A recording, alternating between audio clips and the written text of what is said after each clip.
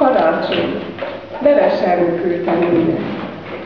Ma minden pompás, díszes, ma minden étel ízes. Rendben van konyhánk, szobánk, van tiszta, meleg ruhánk. Vajon miért? Kiért?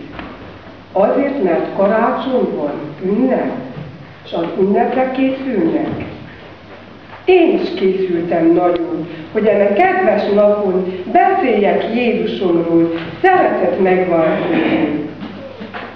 Édesanyám mondta, hogy Jézus is volt kisgyermek, csodálatos, ahogy a proféták írták meg. Engedelmes volt mindig, szófogadó atyának, és szeretett a sírig, nem kedvezett magának. Én is akarok lenni engedelmes hű gyermeke, boldogan ünnepelni.